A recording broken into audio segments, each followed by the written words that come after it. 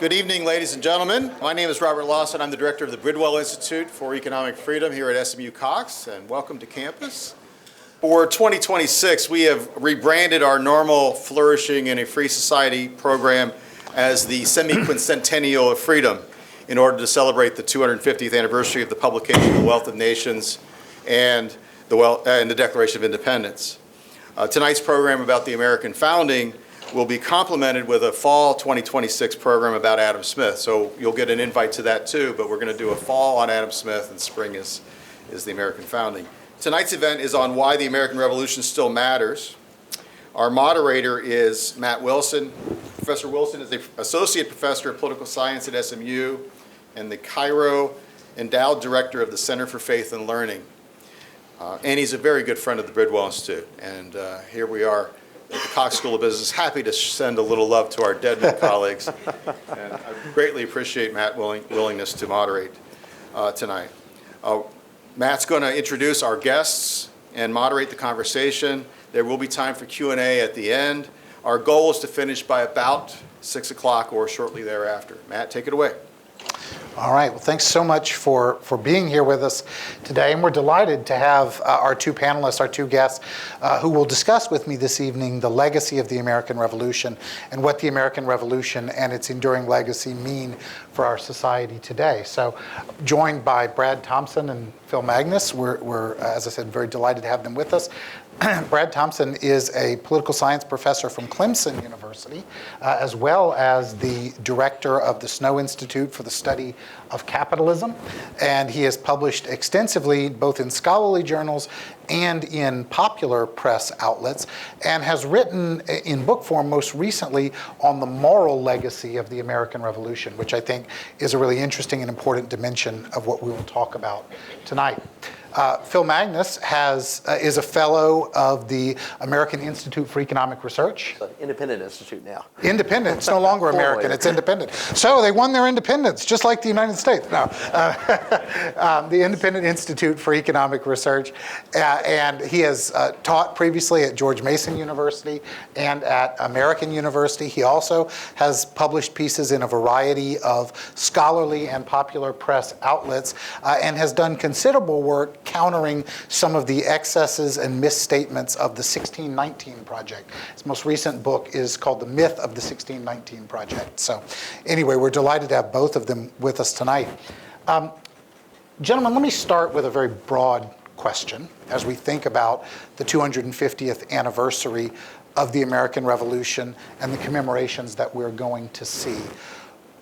What is your hope for what our national celebration of that 250th anniversary will look like? And what do you hope are some of the themes that are foregrounded in that celebration? I can jump in. In considering the 250th anniversary of the United States' founding, we look back, there are several other anniversaries that we have celebrated in the past before. And they're usually dominated by a couple of the themes, the political themes of the era, and I think we're going to see some of that irrespective of whether we want to or not in the current age. But there's also a real rah-rah patriotism version. It's bald eagles and fireworks, which tends to be celebratory but somewhat superficial. And my hope for the 250th of the United States is that we can find something in between, something that does commemorate and celebrate the decisions and legacy of our actions that broke away from Great Britain in 1776, but also digs deeper into the scholarly appreciation and understanding of why those events happened and why they played out the way they did, including confronting some of the controversies, confronting some of the moral issues that traverse both sides of the independence movement and the loyalist opposition. Slavery is one of those. And also reinvestigates some aspects of the revolution that we've taken for granted. So I'm an economic historian by background, and I really look at the events of 1776 as having been precipitated by economic policy decisions in the decade that occurred prior to that. No taxation without representation is the famous slogan of what ostensibly launched the Boston movement of resistance against the British Crown, taxes and regulation that eventually shut down the Port of Boston. And then it eventually leads to what we find in the founding and the Declaration of Independence. There's a declaration against King George for cutting off our trade with the rest of the world, for regulating our economy in ways that had never been done before, for taxing us. And I think that has some meaning that has been glossed over in many of the more military-oriented histories, or the denigrating approaches, which is something like you see in the 1619 Project that tries to reduce it all to slavery. So I guess to summarize it, I would like a deeper scholarly look that celebrates the event properly, but contextualizes it and reinvestigates some of the things we take for granted. Yeah, I think my hope for this year, which is the Semiquincentennial, is that we just very simply remember 1776 and we celebrate it. And I say that because we have forgotten both the principles and the institutions and the history of the revolution, or what we can call the revolutionary founding period. It is a sad truth that the American Revolution, the framing of the Constitution, are subjects that are no longer taught anymore on college campuses. You'd be very hard-pressed to find universities anymore that teach these subjects. And even rarer would it be to find a university that teaches these subjects with a certain degree of appreciation for what was achieved in that extraordinary period, which I think we can sort of identify that period as between 1760 and 1800. It is unbelievably becoming a lost period in American history. So that's number one. I just want there to be a simple remembrance, a remembrance of things past. And I will tell you that that at Clemson, with my institute for the study of capitalism, we have just filed paperwork to start what will be the Clemson Center for the Study of the American Founding, which will become America's premier university-based teaching and research center dedicated to the study of the American founding. Now, the question that I think has to be asked is, what is most important? What is most remarkable about the revolutionary founding period? And I would say it's this, that the United States of America is the first nation in the history of the world to be founded on the basis of a philosophy. Every other nation throughout history has in one way or another been founded usually almost always by force.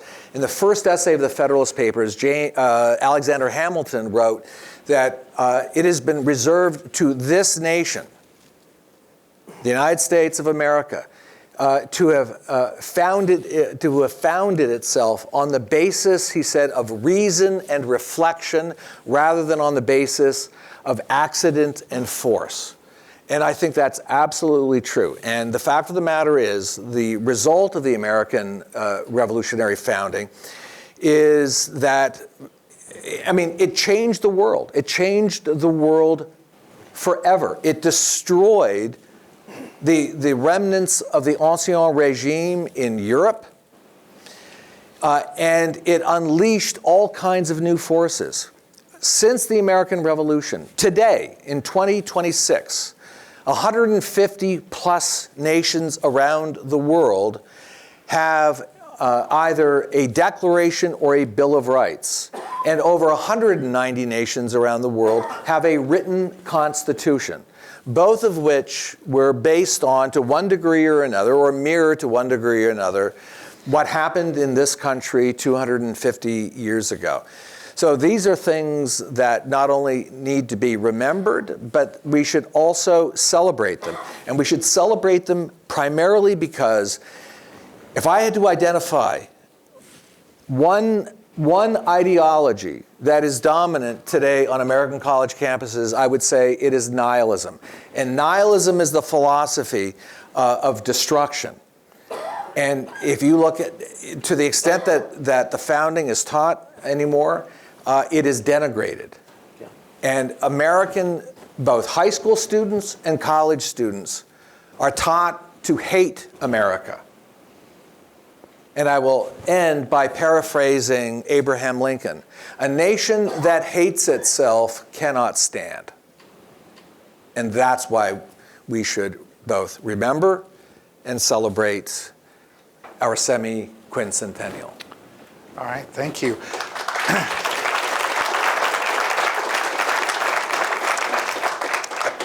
I want to explore a little bit the question of continuity versus discontinuity in the American Revolution.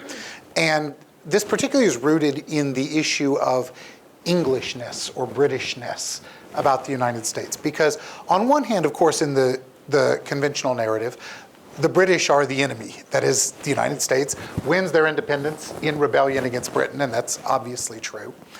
On the other hand, however, one could argue that the American Revolution itself is profoundly British in some important ways, in the sense that it builds on the legacy of limited government, ordered liberty that arose specifically in the Anglo tradition out of Magna Carta, out of British Whig political thought, etc. We know that the Declaration of Independence is profoundly and deeply Lockean in its phrasing, in its ideology, etc. And so the American Revolution borrows very heavily from the legacy of English political thought and English political development, and yet it is consciously fought in resistance to British monarchical power. So to what extent do you see the American Revolution as representing a radical departure versus to what extent do you see it as representing a natural growth, outgrowth of, and extension of this tradition of English limited government and ordered liberty? Can jump in. You know, the revolutionaries themselves thought of themselves as Englishmen. They thought of themselves as possessing the rights of Englishmen in the world. I often point out, you know, the revolution breaks out in April 1775. It's not until July 1776 that they actually sever the tie, even though there's open warfare across the colonies. There are colonial governors that are ousted by force, and yet they're still part of the crown. They're still hoping, against all odds at some points, that some sort of reconciliation can occur. And I think that is derivative of the fact that they find their first principles in looking to older doctrines such as the Magna Carta, older doctrines such as the British conceptualization of rights under a constitutional system, and they see the crown as it started to act and behave in the early 1760s and then escalates in a succession of retaliatory measures against the American colonies as having strayed from older ancient principles that it had articulated and embraced. And one of those is self-governance. One of those is the notion that people on this continent should have a say in how they are governed and ruled, and should have a say in the course of their societies. Some of it is also just a more fundamental attention to the legitimacy of the process in which government is executed upon. And you read several of the colonial documents when they're protesting against the crown, they are calling out Parliament for violating its own laws and procedures. They're questioning the legitimacy of acts of Parliament, just as an Englishman would do if that was occurring in Britain proper. So that Englishness is certainly there, but you finally get to the breaking point where it goes beyond any chance of reparation between the two sides. It precipitates a split. And, you know, Jefferson, late in life, he kind of reminisces about this when he's writing his autobiography and some of his letters reflecting on what has happened before. And he's essentially saying, you know, we could have been friends, we could have been great together. And yet we weren't. It wasn't our lot in life. It wasn't the course of events. But he didn't see a fault on his own part. He saw himself as truer to those principles than the persons across the sea that violated them. The hard part of going second is there's nothing left to say usually. We can switch for the next one. And Phil has done such a wonderful job. There's not much left to add. So the first thing I should say is that, as I noted in my previous remarks, the American Revolution is the greatest event of the modern world. But it is also a tragedy. It did not have to happen. It was really a civil war. It was a civil war between 18th century Britons over issues that, in hindsight, seemed to be utterly resolvable. And I mean, if you go back and you read the debates between the Americans and British imperial officials in the 1760s and 1770s, you just scratch your head and you wonder, how can these people who basically believe in the same core fundamental philosophic and political principles disagree so vehemently over these issues? I mean, the American colonists, they believed themselves to be the inheritors of at least a 600-700 year English tradition. They reveled in their Britishness. So in many ways, I think the way to get at this is to return, as John Adams once said, that John Adams believed that the beginning of the revolution was 1760, which is a curious year. So the question is, what were these colonial Americans like in 1760? The first thing to note is that they were the freest, the most equal, and the wealthiest people in the history of the world. What is their cause for revolution and independence? What is their cause for launching effectively a civil war against Great Britain? The other thing to note is that they were all loyal subjects of the crown, and they were to use a crude, Zoomer phrase, they were all fanboys of the British Constitution, and they regarded themselves as the inheritors of the so-called rights of Englishmen. So what happened? Well, you also have to remember that by 1760, these colonists, the colonies, had existed for 150 years, and that there was a process of Americanization that occurred during that 150-year period. From the time Jamestown was founded in 1607 through the founding of Georgia in the early 18th century, there was a process of Americanization.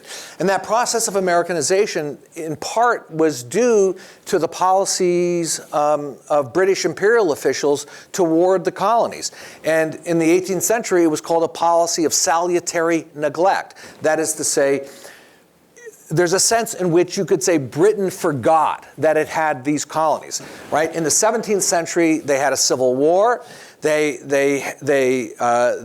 killed a monarch or two. They had a revolution, and they were engaged in, and now into the first 50 years of the 18th century, they were engaged in several major international wars against France and Spain. So they forgot that they had these colonies. They were too busy with their own internal political affairs and then with foreign affairs.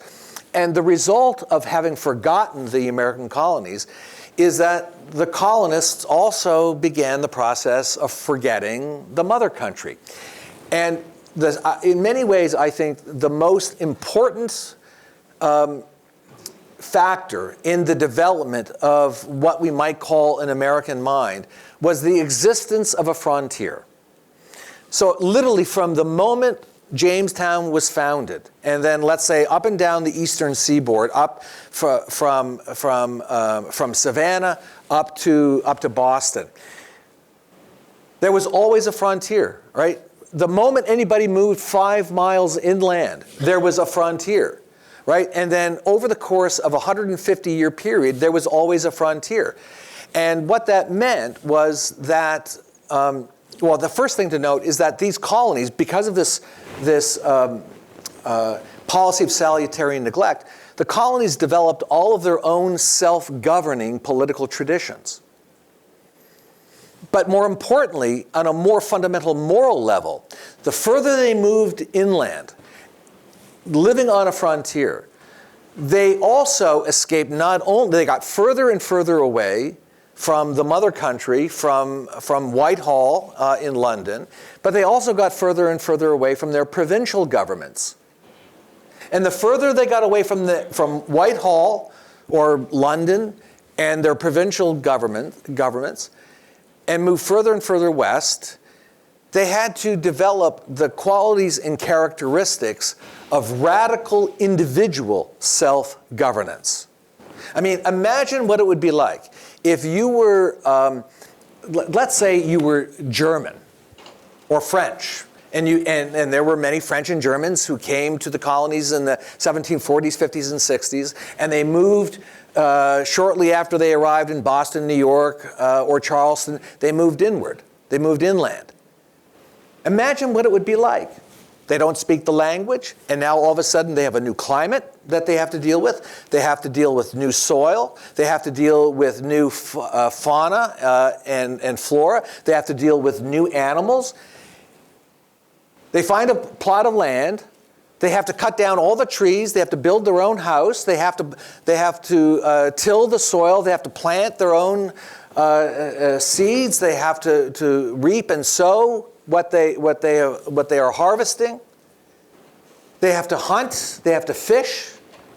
And their closest neighbor is 5-10 miles away. In other words, they are 100% totally self-reliant. This is the origin of the uniquely American quality that we call rugged individualism. You'll note that there is no rugged Frenchism. Right? And so it's this process of radical self-governance, which I think prepares the Americans for what would then become the first attempt by British imperial officials when they finally woke up at the end of the 7 Years' War and realized, oh, gee, we have all these colonies and they're out of we don't control them anymore, and we have to bring them back into our sphere. And in that sense, it was almost destiny that there would be some kind of a clash. Well, let me follow up on what you just said and connect that legacy of the American Revolution to what is very much a contemporary issue for debate and discussion in this country, which is the issue of immigration. And this builds on the fact that the American revolutionary story is in some sense profoundly English, as I alluded to, but it is not exclusively English. In the Revolutionary era itself, of course, the cause of American independence is helped by Frenchmen like the Marquis de Lafayette, people from elsewhere in Europe like the Baron von Steuben and Thaddeus Kosciuszko and these others. So it's a multinational effort that results ultimately in American independence. And there's a lot of discussion today in this country surrounding the idea of quote-unquote heritage Americans, that is, people who can trace their lineage back to the Revolutionary era, and that is supposed to convey a badge of authenticity in some sense, or legitimacy of Americanness. And if you allow me just a moment, my own legacy, I can trace on my father's side all the way back to a guy named Cornelius Wilson, who was part of General Washington's personal bodyguard, right? So I'm a member of the Sons of the American Revolution. That's a great American story. But on my mother's side, I can trace it back to people who arrived from Italy about a century ago.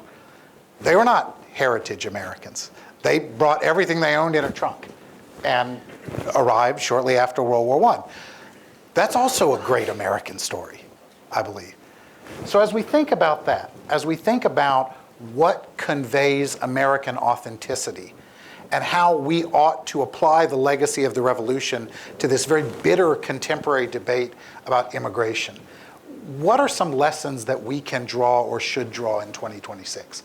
You want to go first this time so he doesn't steal your thunder? Yeah. I know you're an immigrant yourself. So. Yeah, so I am. I'll begin with that.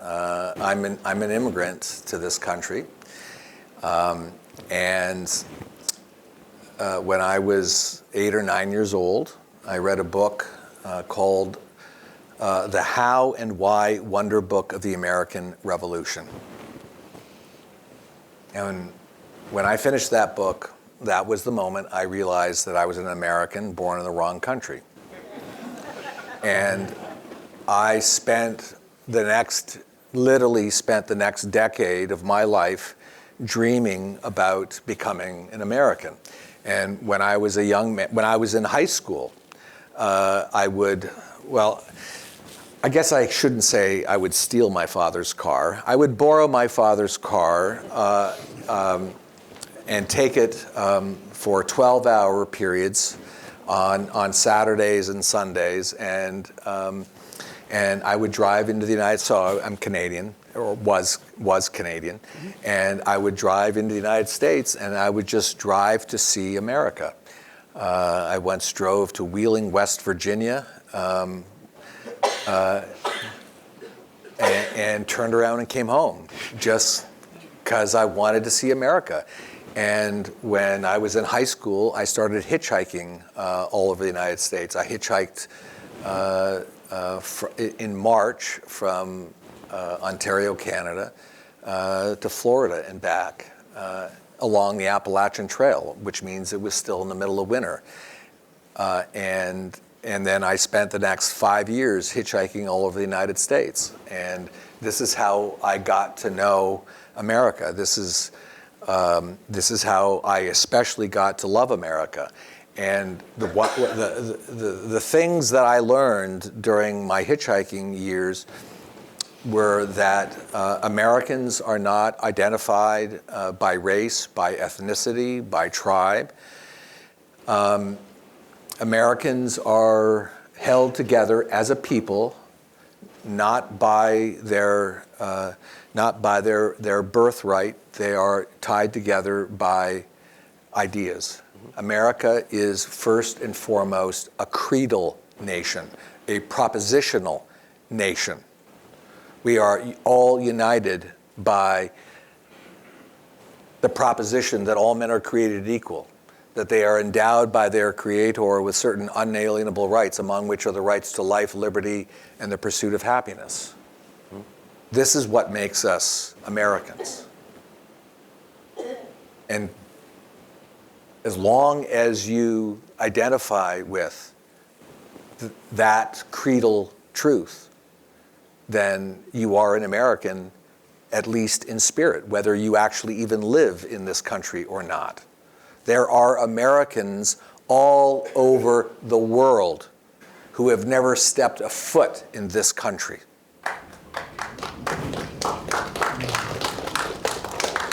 And there is a very, I think, dangerous tendency today among a certain segment of our population, Gen Z young men in particular, who are now for the first. I'd never heard this name, Heritage Americans. Like what? There are no heritage Americans. There are Americans. And Americans are identified by their support for the principles and institutions of this nation. I echo everything Brad said. I mean, this concept of heritage Americans has a very thin heritage of its own to even stand on. But we look back to the founding era, and I'm in a similar situation. Where do I call my family? Where does it come from? I have on one branch ancestors that trace back to before the Revolution. On another branch, ancestors that were first-generation Americans, my mother.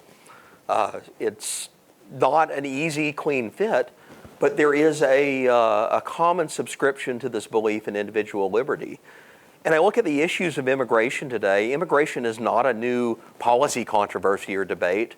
It was going on in the founding era. If you look at the people who settled the New World from the British Empire, they were often on the periphery of British society.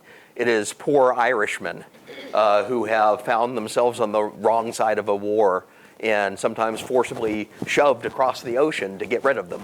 in a sense. It's prisoners. We have several of our southern colonies start as prison colonies. There are people here who are brought here by force, people who choose to endure extreme hardship of indenturing themselves to pay for the voyage to get across.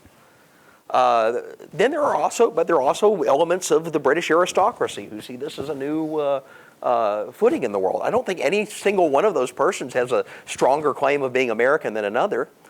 What we do see in the founding era, though, is a common commitment to the ideas and principles of the Declaration, the principles of human liberty. Now, I'll note with that even in the founding generation, we had voices that strayed from it. And often it fell along the lines of whichever political party happened to be in power, was often associated with a certain immigrant group would vote for that party. Well, the other party would say, well, the only reason you're winning elections is because those Irish are coming over and voting for you. The only reason you're winning elections is because you're secretly a French revolutionary. This was charged against Thomas Jefferson. And you're trying to import the Jacobins over from Paris that are guillotining everybody. And this plays out in often ugly ways. Sometimes it flips in a very humorous direction. Like one anecdote I often recount occurred in the late 1790s, and this is the era when they're debating and fighting over the Alien and Sedition Acts, the first of those two terms. The Alien Acts was to govern basically who was permitted to come into the country, who was considered on the pathway to citizenship, and they put restrictions on that. The Federalist Party did. And there's a moment in a debate when Alexander Hamilton, William Findlay is a congressman from Pennsylvania, and Albert Gallatin, who becomes a senator from Pennsylvania, later becomes successor as Secretary of the Treasury to Hamilton. And Gallatin and Findlay are in the Jeffersonian camp. Hamilton's a Federalist. And Hamilton loses his temper and he says, why are we listening to these foreigners? Because Gallatin's born in Switzerland, Findlay's Irish. Findlay steps in and says, wait a minute, have you considered where you were born? Hamilton himself famously is an immigrant. It's a moment of levity. It was a moment of tension at the same time. It turned out that Findlay had arrived before Hamilton on the continent, and yet they're having this debate. And it's kind of like this moment. You step back out of the heated exchange of the moment, and you realize, wait a minute, there's actually something deeper here to the conversation. These are all people who stood for American independence and stood for various iterations of the ideals that the country was founded on. They disagreed on a number of things, and we should respect and understand why they disagreed. They're very much in factionalized political parties, but they're part of a dialogue, irrespective of their origin. All right, so let me follow up on this notion that America is a creedal nation and that we are defined creedally rather than ethnically. And let me get a little bit provocative, because why not, right? We should have fun. We should be provocative. So if we say that America is a creedal nation, how should we think then about what the boundaries are, creedally, of authentic Americanness? That is, if I am a socialist, or if I am an atheist, can I be authentically American? What is it exactly that one has to believe in order to be part of that creedal family, and what puts one beyond the pale? Socialists and atheists were deeply and profoundly pro-American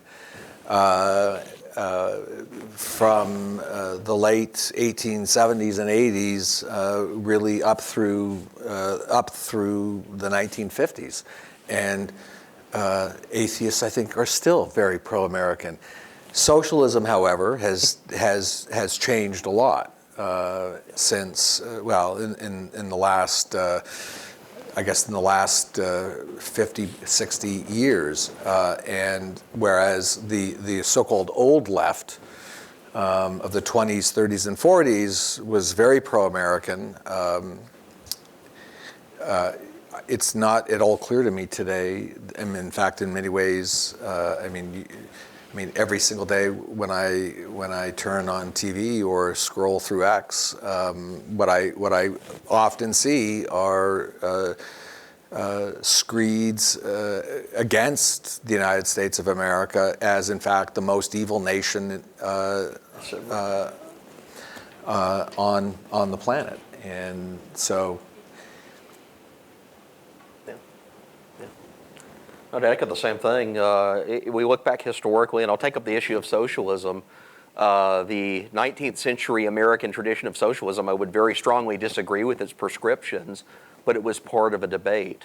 I'd say that is very distinct from Marxian socialism, which is an importation of an idea from abroad that really only gets its notice in America after 1917, when the emergence of the Soviet Union. We even know this in Marx's own lifetime. He wrote this obsequious letter congratulating Abraham Lincoln on re-election as President of the United States. And it's actually delivered at the British, to the U.S. ambassador to Britain in London. And the ambassador, who's received like thousands of these things from all these well-wishers to Abraham Lincoln, sends Marx back the equivalent of a form letter. And Marx says, aha, Lincoln has recognized me in my cause. And says, no, you just got a form letter and you badly misinterpreted it. This thing never crossed Lincoln's desk. But that's how foreign that entire tradition was until you see something of a transformation. And it's really the early to mid 20th century that socialism turns in a different direction. Kind of where am I going with this? I think there is a recognition of a basic commitment to certain individual rights and principles that are part of the American creed. One of those is freedom of speech. That is a strong and profound recognition that even if you say something completely obnoxious, completely terrible, completely insidious toward me, it's still your right to say it. It's also my right to respond to it. It's also my right to express disapprobation towards you for exercising speech that I find noxious. But it's not my right to shut you up. It's not my right to stop you. That's part of the American creed. And I worry when I see other intellectual ideologies that are hostile to that. Some elements of this external socialism, the authoritarian socialism, is adamantly hostile to free speech. There are elements on, I guess for lack of a better term, the post-liberal right that is hostile to free speech that disagrees with them. This is something that comes from the extremes of the political spectrum. I see that as outside the boundary of discussion, and yet I'm also obliged as a believer in free speech to allow them to say their craziness. So, Phil, I want to build on something that you mentioned earlier, which was the set of economic grievances or concerns that fueled the American Revolution, because I think they sometimes get short shrift. We talk a lot about the American Revolution in political terms as an assertion of the rights to democracy as opposed to monarchy, or egalitarianism versus aristocracy. And those are all important, or the fight for certain freedoms that ultimately get encapsulated in the Bill of Rights. But also in very profound ways, the American Revolution is a rebellion against mercantilism, yes. right? Yes. Against the controlling economic policies of the British Empire.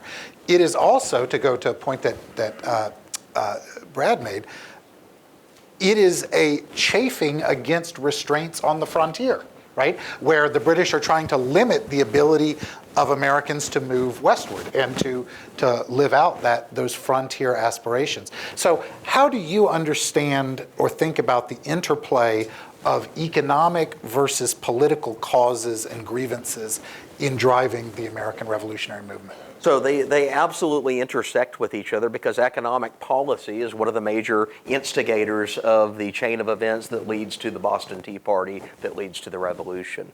And one of the more fascinating documents that I always turn to in trying to understand what are the causes of 1776, we actually have to go back to 1774. And a young attorney by the name of Thomas Jefferson is tasked to basically come up with Virginia's list of grievances. He gives it. He doesn't actually attend the First Continental Congress. He gives it to the other delegates as an articulation of, here are some things that you should raise on behalf of the colony. But most of those grievances are actually focused not on things that have been done to Virginia so far. Rather, it's things that have been done to the port of Boston in particular, the shutting off of trade. And in this document in 1774, it eventually becomes a pamphlet, the most stirring and radical of the passages in it begins with a declaration. It is that free trade and free commerce are the rights of all colonists of North America, essentially. And he goes through a legal history, and he says the problem that the Crown, what it is doing, is it's dug back into antiquated laws that date back to like King Charles II, the mercantile system of the Navigation Acts, and reinterpreted them in convenient ways that were never extended to the colonies prior to very recent history, and used them abusively to intrude upon things that were our natural rights. And then he talks about the escalation of this and all these punitive measures that the Crown had imposed, eventually culminating in the closure of the port of Boston as retaliation for the Boston Tea Party. So that is certainly there. These are economic events, but they're also political events, simultaneous and intertwined. And then he closes this paragraph with, this is why I call it the most radical paragraph in that entire document. It's the first time that he uses the phrase, he declares these acts of Parliament a nullity and therefore void in the colonies, null and void. And this is a passage you see over and over again across Jefferson's career. It comes up in his later, more strident break from the Crown. It comes up in his protests against what he saw the excesses of the Federalist Party during the Alien and Sedition Acts debate that I mentioned. It also is there in his last major political act. He drafts on Christmas Eve, 1825. This is a few months before his death. He drafts a resolution, and it's very obscure today. It is a bombastic attack on the protective tariff system of Henry Clay that had just been read in the House of Representatives, and Jefferson had read the speech. Madison read it as well and sent it to him, and it just made him irate. And he drafted this resolution for the Virginia Assembly as a proposed petition against these acts that were coming through Congress, because he saw them as excessive taxation. And he concludes it by declaring, it says, even though we as the Assembly, we can't resist these acts if they're passed as national laws, but we do declare them null and void. So he's drawing on this exact same language. It's a continuity across his career. Now, no, I don't want to reduce the entirety of the American Revolution to just like a simplistic tax protest. I think that element is certainly there, but it's rooted in connection to right, including the right, individual rights of self-determination also mean determination over your economic life, your economic exchange. I'm certain the slavery question will come up in this because it is also of economic debate. Yeah, but so we can tackle that. But yeah. Sure, go ahead, Brad, and then we'll get to the slavery question. Yeah. So, the fundamental question: what was the cause of the American Revolution? Between 1764 and 1775, the British Parliament passed the Sugar, Stamp, Declaratory, Townshend, Tea, Coercive, and Prohibitory Acts. So in other words, in a very short period of time, over the course of 11 years, Great Britain passes just this sort of ocean of laws against the colonies. And some of what's taxes, the Sugar Act, the Stamp, Townshend acts were about taxes. But they were also about regulations. So the Sugar Act, for instance, of 1764, brought to America an army of British customs collectors and in various enforcement bureaucrats to enforce both the Sugar and then the Stamp Act. 10,000 troops were brought from England and put on the western frontier. Then later, with the Coercive Acts, 4,000 troops were put in Boston. So one way to think about it is that in this very short period, 11-year period of time, the British government essentially imposes a kind of British deep state on the colonies. I mean, the colonies had gone from maximal freedom to maximal repression in a very short period of time. And they immediately declared this. I mean, this, some of the rhetoric that you see coming out of the Americans at this time is really extraordinary. They claim that all of these laws over this very short period of time represents an attempt by British imperial officials to enslave them. Well, what could that possibly mean, to enslave them? Well, what it meant was the economic is the political is the constitutional is the moral. It was an attempt to completely control the freedoms and the liberties of the Americans, which then I think is the segue into... That's right. That brings us to the profound and painful irony of the American Revolution, that the very same people who are complaining about egregious attempts to enslave them, in many cases held slaves. And this is a reality that we have to grapple with. And I think on one side, we can err by making slavery the story, as the 1619 Project does. And the central thesis of the 1619 Project is that slavery is so monumental and so terrible that it overshadows and poisons everything else that happened in the Revolutionary era. On the other hand, we can err too far, I believe, in essentially downplaying and ignoring slavery because it's uncomfortable and inconvenient to talk about and creates a muddier story of American heroism.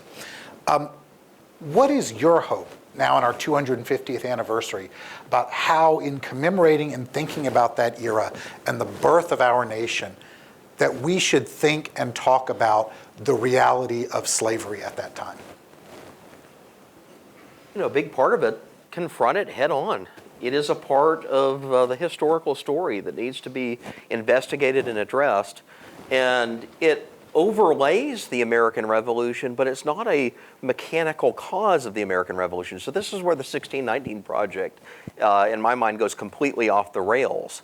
Nicole Hannah-Jones is the creator of it, and then several of the successor essays, in particular Matthew Desmond, start around this narrative that basically asserts that America extracted its wealth off of the back of enslaved people in illegitimate ways, and therefore the events of 1776 were a mechanism to continue that exploitation, to break away from the British Empire, which was starting to allegedly impede slavery from being this mechanism, this engine of wealth. And therefore, all that follows from 1776 to the present day is essentially constructed on this original sin, and therefore the American founding itself is tainted and needs to be refounded on a different set of principles.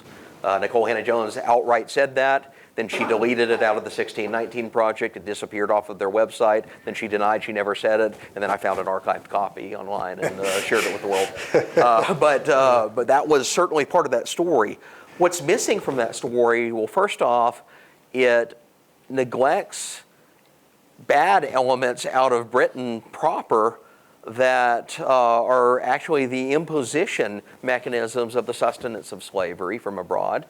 And we find this. Here's one of the great ironies. George Mason, George Washington, Thomas Jefferson, they're all slave owners, famously. But they also, well before the Revolution itself, engaged in protests against the perpetuation of the institution. They had various statements that said, we recognize that this cannot last.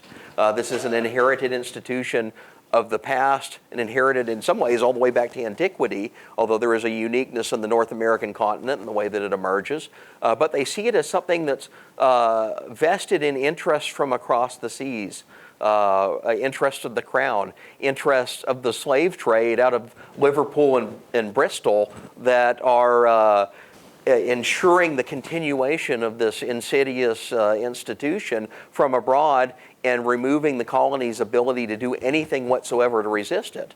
So you get several statements that denounce King George for perpetuating the slave trade. In fact, it has to be taken out of the original draft of the Declaration of Independence just as a political unity move with the extreme southern colonies to bring them into the fold. So they kick the can down the road. But then there's another part of the story that's often, almost completely neglected. and that is the role of the Declaration itself and those founding principles in instigating the abolition movement. And we have direct and tangible evidence that this is in fact the case. Coming from just before the American Revolution, there's a famous legal proceeding that takes place in London, the Somerset versus Stewart decision. There is a merchantman from the New World, travels to London, docks his ship there, and he has his personal slave, his servant, Somerset, on board the ship. A group of abolitionists petition before the court, and they say, okay, slavery is permitted in the laws of the New World, but there is no law in England proper that allows this man to be enslaved. Give us a writ of habeas corpus. And the judge looks at it and says, he's free to go. That seems like a major event in the abolition movement, although it's only one person. Well, Benjamin Franklin catches wind of this and writes a blistering editorial against the hypocrisy of the Crown of England for patting itself on the back for freeing one slave and not extending it to the entirety of the empire. That's a much more radical statement coming out of the New World, out of Benjamin Franklin. In fact, the continuation of this case is so profound that in 1772, it starts to be cited as part of the precedent of the common law system of the then colony of Massachusetts as a mechanism to free slaves in Massachusetts on the same ground that Somerset had been freed in England. The author of the attorney for that very first decision, I think it's in 1773, basically allows a slave to obtain his freedom by the fact that this is a violation of the natural law. Slavery had not been established there by positive law. He, in turn, writes the first opening clause of the Massachusetts Constitution of 1780, which is an encapsulation of the principles of the Declaration, which in turn is cited by William Cushing, the Chief Justice of the Massachusetts Supreme Court, a few years later in the Quock-Walker decision that abolishes slavery in Massachusetts and triggers a successive wave across every northern colony and then state of New England to abolish slavery. Cushing becomes an appointee to the United States Supreme Court under President Washington. That's part of the American principle. That is a philosophical statement, and you see they are quite explicit in their statements that this revolution we just fought is inconsistent with slavery. We need to move and strike against it. It's an inherited institution, it's a wicked institution, it's politically entrenched, and we don't know the full course of how we're going to get there to abolish it. But I think almost everyone in the founding generation, including those slave owners, Washington, Madison, Jefferson, Mason, recognized that this cannot last. And in fact, the only defenses of it, if you look at the 1619 Project, it is reducing the entire American creed down to the obscure fringe political doctrine of William Lawton Smith and Ralph Izard. Has anyone ever heard of them as founding fathers?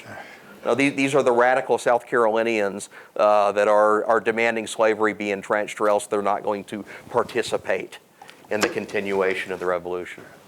You want to offer a couple quick thoughts, and then we'll open it up to some questions. Okay, the question, it seems to me, is not why slavery. The question is, how did we get rid of slavery? And the document that is most responsible for the abolition, the eventual abolition of slavery in the United States and then around the world, is the Declaration of Independence. The ideas contained in the Declaration provide the philosophic, the moral inspiration for the abolition movement. Immediately after the passage of the Declaration the passage of the Declaration of Independence, anti-slavery societies were started all over the United States, including the Deep South.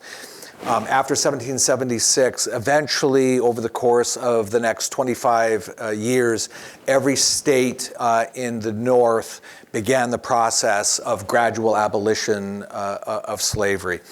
And the ideas contained in the Declaration were the inspiration for the gradual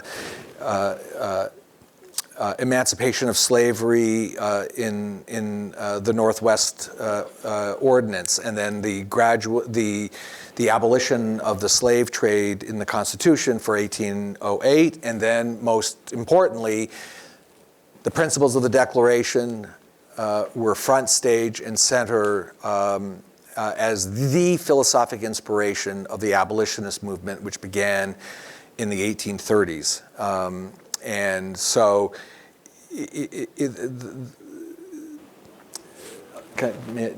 yeah. So that's the most important thing. It's not why was there slavery in America, because the fact of the matter is, as Phil just suggested, that slavery is the single oldest institution in human society other than the family. It has existed everywhere through all time. So the question is not why slavery. The question is, why did we get rid of slavery? Yeah. That's what's most important. I have lots more to say, Sure. but I should note, just following up on that Martin Luther King, in his I Have a Dream speech, famously referred to the Declaration of Independence as a promissory note. Yes, he essentially said it laid out the principles, it made the aspirational promise to which American history has been devoted, perhaps too slowly, to the achievement. And so that's a kind of remarkable statement from King himself. And Lincoln said that the Declaration established a standard maxim for a free society. So it is the beacon toward which we as Americans should always move, right? And we may never fully achieve the promise of the principles of the Declaration, but it is our pole star, our North Star, to which we as a society should always strive to achieve its highest aspirations. All right, well, why don't we go ahead now and take a few questions. How do we want to, just people can come to the microphones? I got a quick and easy one. Given all the acts and all the taxes in that short period of time, if they would have said, you know what, let's not do it in 11 years, let's do it in 30 years, would we be British now? Yeah, that's a great question. And Thomas Jefferson addressed that in probably his most important pamphlet before the Declaration. It was his summary view of the rights of the British North America. And Jefferson said that Britain had passed various laws really from the late 17th century up through the 1800s, but it had passed these laws sort of every 10, 20, 30 years. And Jefferson said government is not perfect, men are not perfect, therefore government is not perfect. Governments will make mistakes, and over time we have the opportunity to redress these. But in the context of the 1760s and 70s, it was the compression, right, of these actions by the British officials that indicated to the Americans that there was an actual design, and they use that term over and over again, a design to destroy their liberty. Sorry. So the topic tonight is, why is the American Revolution significant today? You made the comment that this nation was not founded by accident or force, but yet Cornwallis surrendered to Washington 5 years later after the Declaration, and the Constitution didn't happen for another 8 years after that, when actually the current United States of America was founded. And I recognize myself culturally that 1776 was the birth of our nation, but I just would like you to comment on the fragility of the revolution and the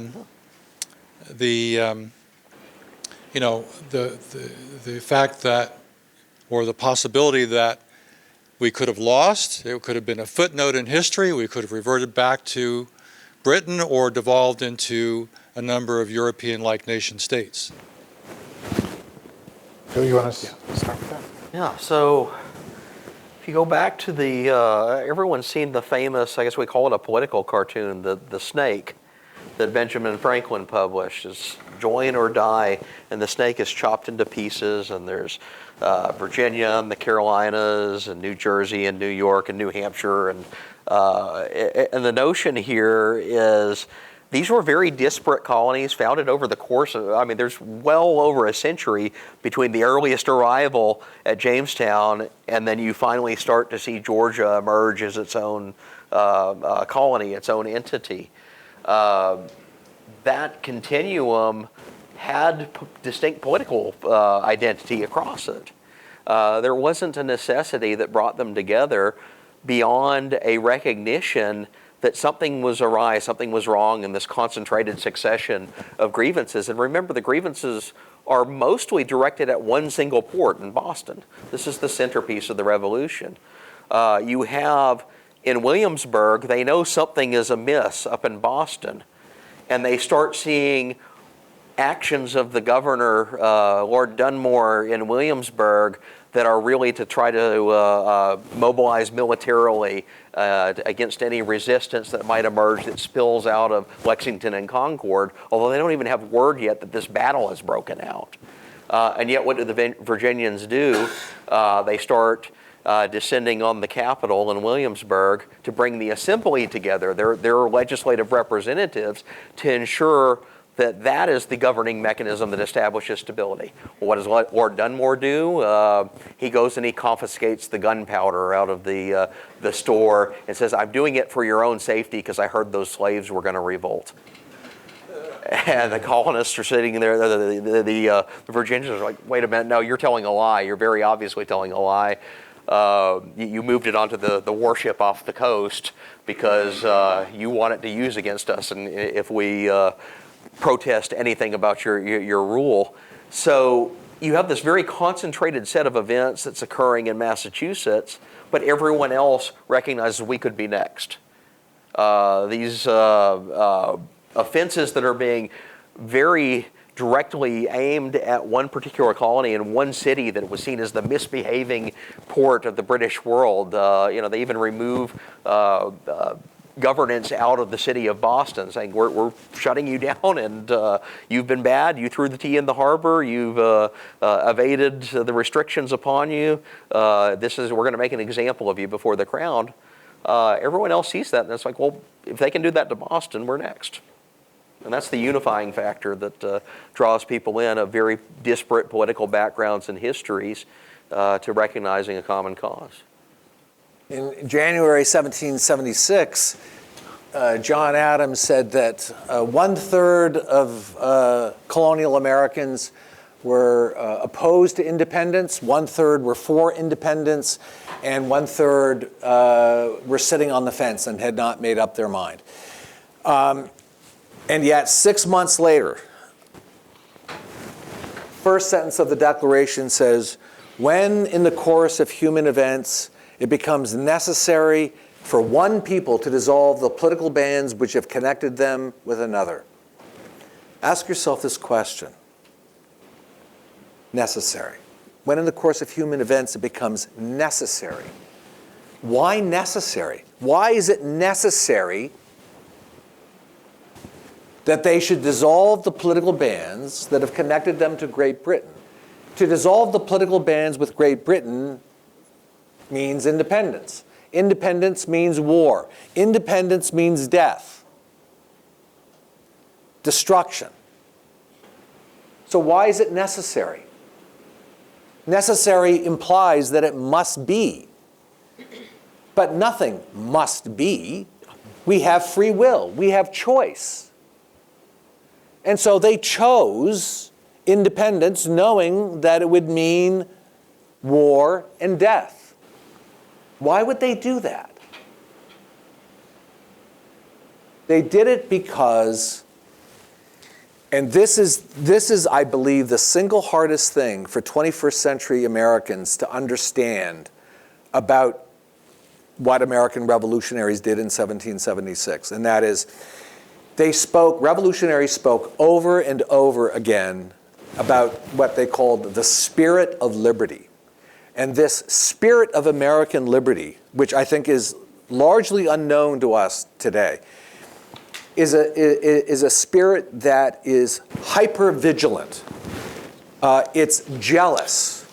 The spirit of liberty is a jealous spirit. Jealous of what? Jealous of one's liberty and freedom and one's rights.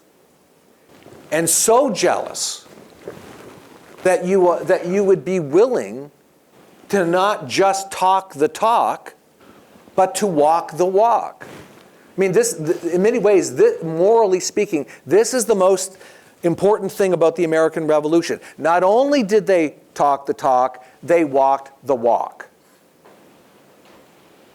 Which is why the last sentence of the Declaration of Independence says that we are dedicating our lives, our fortunes, and our sacred honor to the cause of freedom. Freedom is always fragile. And precisely because of that fragility, we must always be on guard to protect it, because power never sleeps. And the signatories of the Declaration could realistically have lost all of those things, their lives, some their did. fortune, Yeah, their and some sacred did, honor. yeah. Yeah, so it was not just a rhetorical flourish. We have time for one more question? Okay, sir. So my name is Raj Segamani. I'm a Cox School of Business alumni. I'd say thanks to Robert Lawson.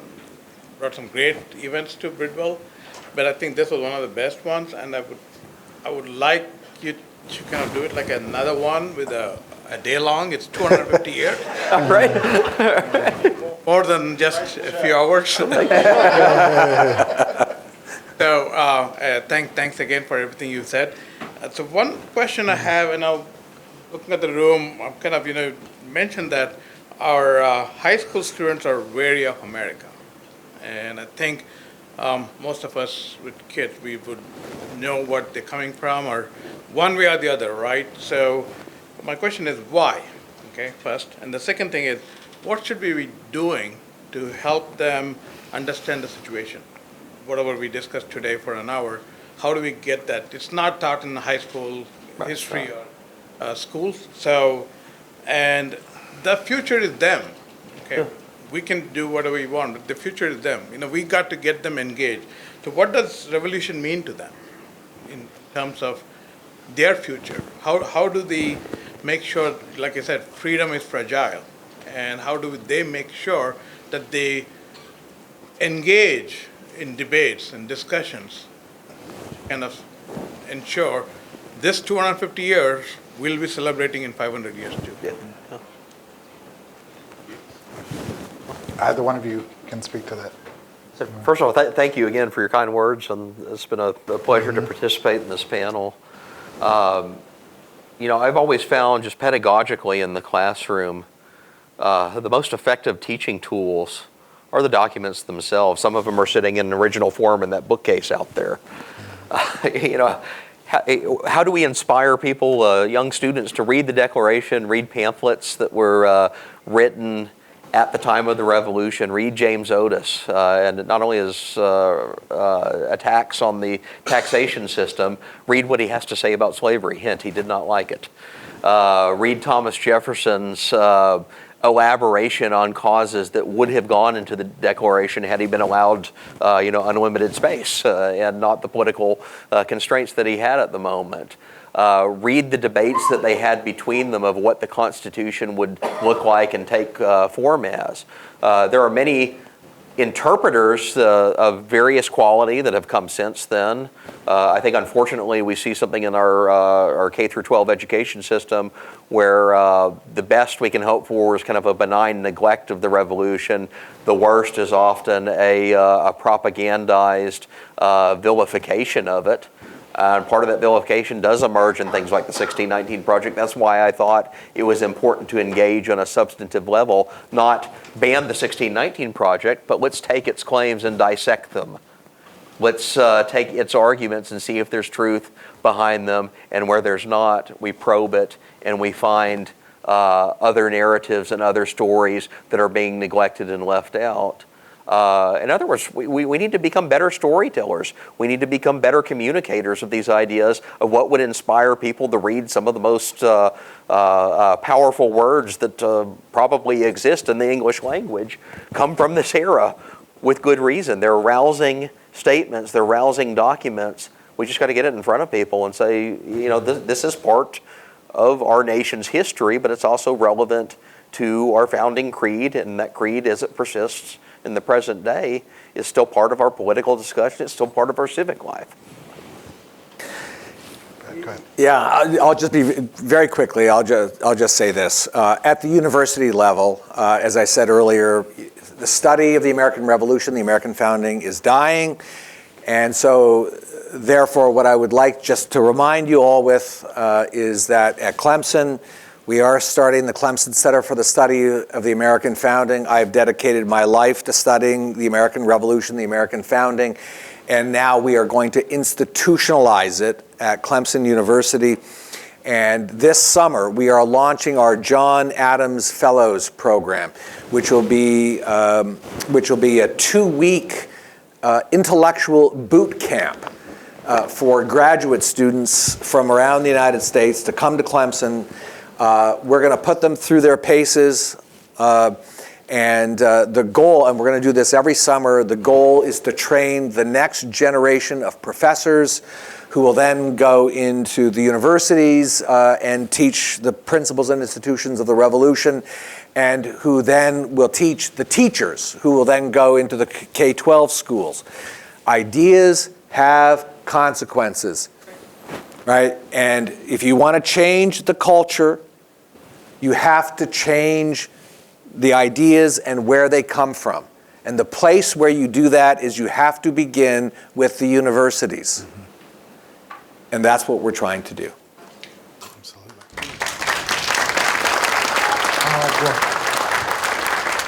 Thanks to all of you for being here this evening, being part of this conversation. Thanks so much to you guys, Brad, Phil, for this discussion. Really appreciate it. I hope you found some things to take away, to think about as we celebrate this 250th anniversary of the Declaration of Independence. And thanks, Bob. See you next time. All right.